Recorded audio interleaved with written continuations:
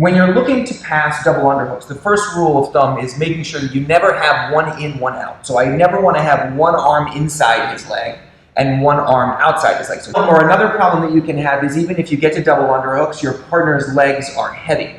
That even if you get to this position here, oftentimes you'll find, especially if your partner is sweaty here, that they will start to extend and walk themselves back, elongating your body. Today we're going to take a quick look at why your double underhooks, your double scoop grip pass can fail and what to do about it.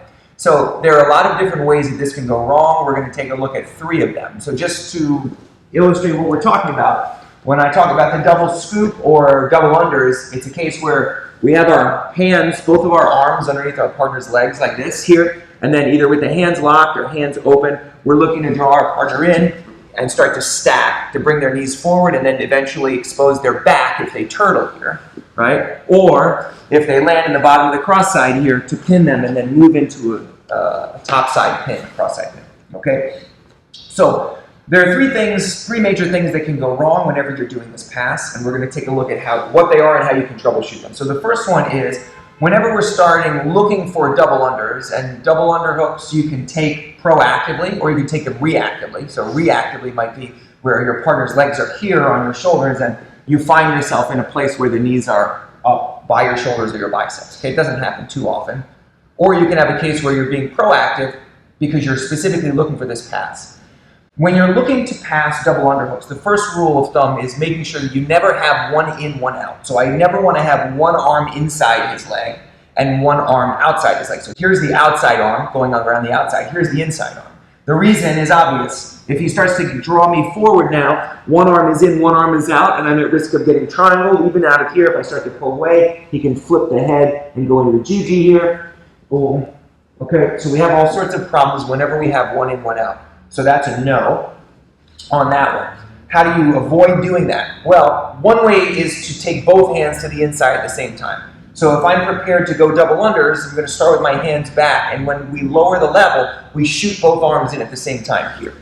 Okay, so that's one method. Another method is we go elbows instead of hands. Okay, because sometimes, even as we start to take our hands into position, especially if they're like this in front of our partner's knee, he can pluck one of the hands off, and as I go through, find myself with an arm trapped inside and an arm trapped outside.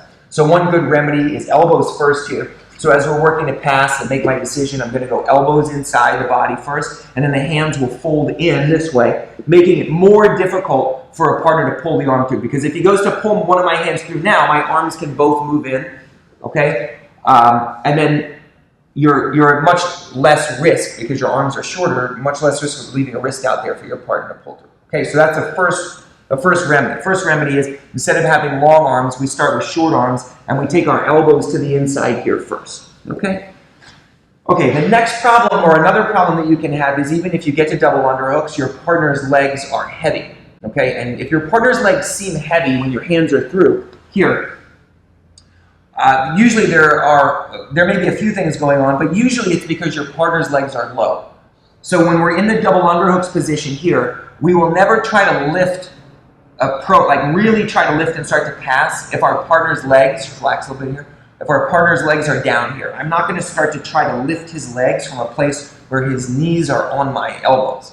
Instead, I'm going to try to get his knees up by my shoulders. There are 2 ways to do that. One is we walk the knees up to our shoulders and then we lock our hands here, okay, however you choose to do, palm to palm or 10 finger, or you can have open hands here on your partner's hips. Another method, so aside from walking up, is you can start a little bit lower, okay? And sometimes out of lower passes here, where our body is closer to our partner's body, we can take our arms through and start with our shoulders underneath our partner's legs. So one option is you walk their legs to your shoulders. The other is you bring your shoulders to their legs here. Once you do that, it's going to be easier for you to lock your hands. And here we're going to start with a 10-finger grip. And now out of this position, we can begin the action of stacking and bringing our partner's knees forward, keeping our hips in towards our partner's hips. Okay, so that's the second thing. Okay, the third thing is that even if you get to this position here, oftentimes you'll find, especially if your partner is sweaty here, that they will start to extend and walk themselves back, elongating your body. So whenever we find that we have this big gap between our partner's hips and our hips, we will either chase our partner And sometimes you can do this, but I don't really recommend it because you end up in a race here where your partner shimmies backwards and you're trying to chase them. It's very difficult to walk forward quickly, and your partner can often move backwards, in this case, faster than you can move forwards. Sometimes you can do it. I don't recommend it. Or because your partner is shimmying backwards and they're elongating their body, it gives you an opportunity to switch off to another type of pass, usually one where you're going over your partner's legs. So if we're in this position and we feel our partner shimmying back, I feel this space developing, a lot of times we'll switch off to a different style of pass. Okay, one example might be here, pinning now our partner's leg and putting our shin over the top. We forego this scoop grip and we begin to look to pass over our partner's legs rather than underneath them. Okay, that's it, like if you lose connection to your partner. So as he's shimmying back, if I feel like I'm losing a lot of space, oftentimes we'll posture up and put a knee in the middle. Okay, that's something that we can do because of this space. And then we'll post and pin. Now when our partner goes to shimmy backwards, this leg is pinned. We have a scoop grip on this leg. We can keep it if you want to, all right, and begin to work passes from here. Or we can simply clear it and begin to move into a chest-to-chest position. We can pass out of that. Okay, so this idea of shimmying backwards, you don't want to allow space to develop. If it does develop, you're more at risk of your partner pommeling the legs to the inside, plucking your arms off, or worse. Okay, so just to recap. So number one, first major problem here, especially if we're on our knees, is one in, one out. So we avoid that by either taking two hands in at the same time, or two hands in at the same time here, or elbows in first and then the hands follow. Okay, the next problem is partner's legs being heavy. If the legs are super heavy here and we try to lift, it's going to be very difficult. It's mostly because our partner's legs are down closer to our elbows than our shoulders. So we will either walk our partner's legs up here, or we'll bring our shoulders down towards our partner's legs, relock, and now from here we can start the action of lifting and stacking.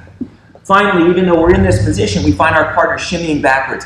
I don't want to hold on to this and have elongated arms. This is where submissions and other sorts of problems start to develop. So we will often forego this grip here as he's shimmying backwards, here, boom, and then bring a leg up, place it in the middle, and increase our head height. Now, even as he goes to pommel a leg to the inside, we have the ability to flank our partner. If I feel this leg coming inside and starting to post here, yeah, you can go knee. If he's going knee shield, we'll pin the knee. If he's posting here, we'll clear it, start to leg drag. But we're not staying in that position underneath our partner where we're trying to hold on against a lot of strength and movement where our arms get elongated, okay? So hopefully this was helpful for you. You were able to understand a little bit more about what you're looking for from the double unders. And if it's a pass that you choose to use, these tips will help you. Thanks for watching so much.